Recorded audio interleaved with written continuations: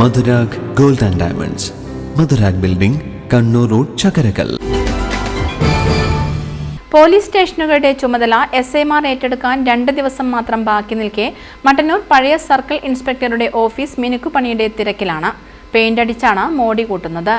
സംസ്ഥാനത്തെ പോലീസ് സ്റ്റേഷനുകളുടെ ചുമതല ഓഗസ്റ്റ് 15 മുതൽ എസ്ഐമാർ ഏറ്റെടുക്കുന്നതോടെ പഴയതുപോലെയാകും. പുതിയ സർക്കാർ അധികാരത്തിൽ വന്ന ശേഷമാണ് സ്റ്റേഷൻ ചുമതല എസ്ഐമാർക്ക് കൈമാറാൻ സർക്കാർ തീരുമാനിച്ചത്.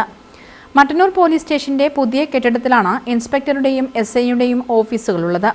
സർക്കാർ തീരുമാനം വന്നതോടെ നേരത്തെ സർക്കിൾ ഓഫീസ് പ്രവർത്തിച്ചിരുന്ന കെട്ടിടത്തിലാണ് CI ഓഫീസ് പ്രവർത്തിക്കുക.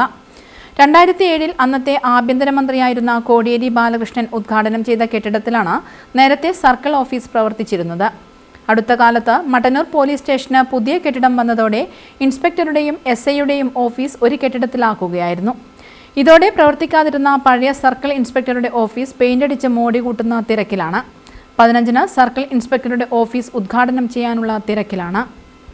News bureau, Mattannur.